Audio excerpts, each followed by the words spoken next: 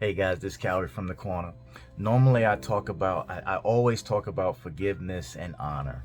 Um, and when what we do, we tend to honor what got us here or the people that got us here, but we don't honor what hurt us here, right? So what hurt you here?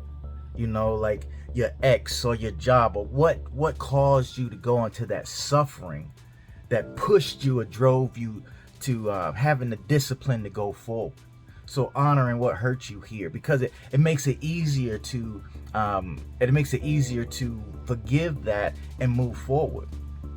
So I'll give you an example, because I need to deal with myself, right? That way it can be better understood.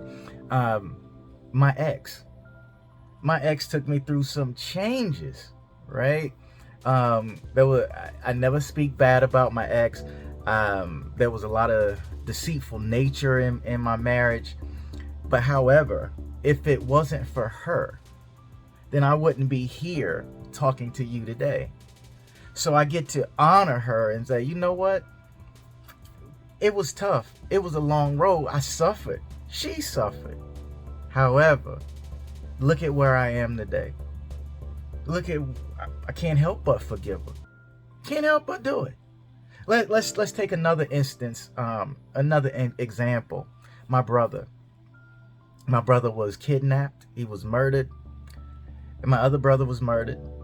And in that, I didn't fall prey, or didn't fall into just the drama of a constant state of mourning. I didn't do that.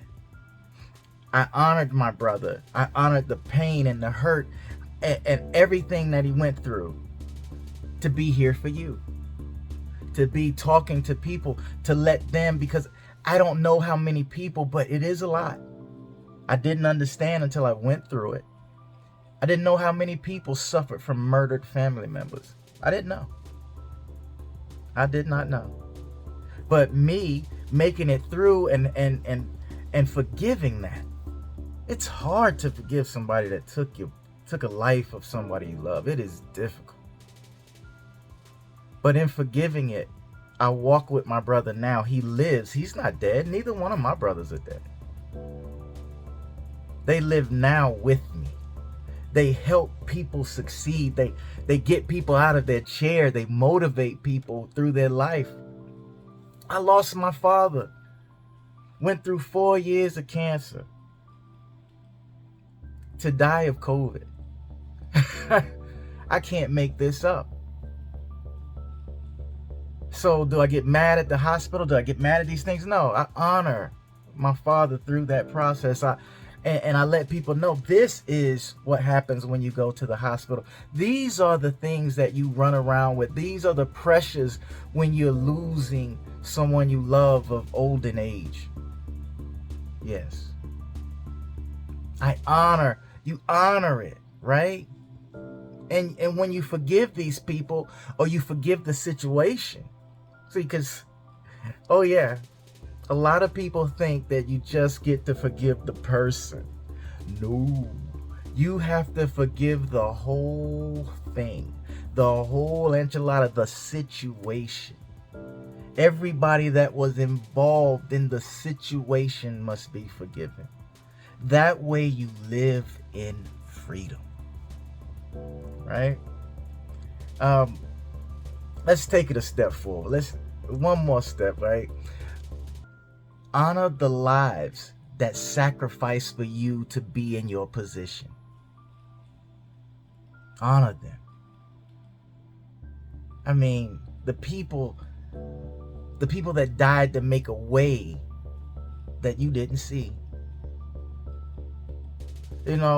Sometimes we think so surface like and selfishly, and we don't honor the people like, Martin Luther King, a man that tried to integrate society worldwide. It wasn't just for black people or white people, it was for humanity. They died for this. They died so we could sit here and make videos and try to bring the world back to humanity. Amazing, right? This is another thing too. We honor them by not mourning them so long.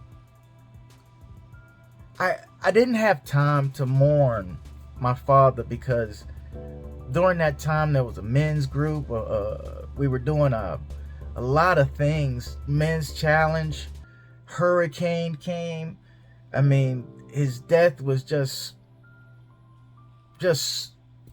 not even, I mean, so surprisingly happened.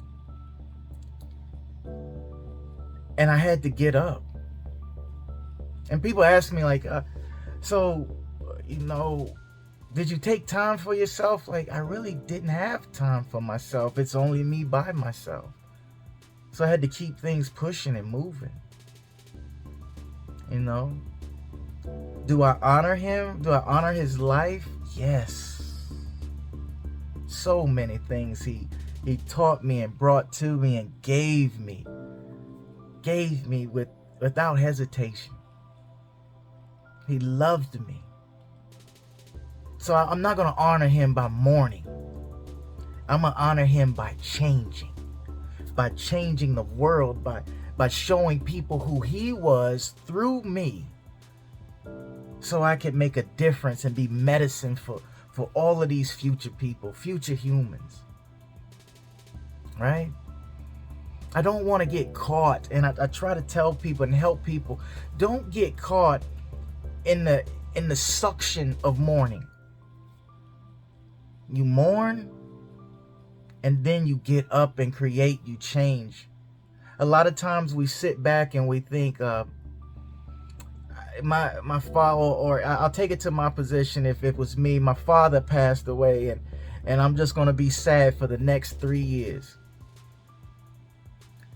Well, if I passed away and my father was alive, I wouldn't tell him to mourn me for 3 years, to sit around and not change, to be sad, to be in a place of depression. I wouldn't do that. And I don't think you would either. Most of the time when I ask people this question, they say, no, I wouldn't tell them to do that.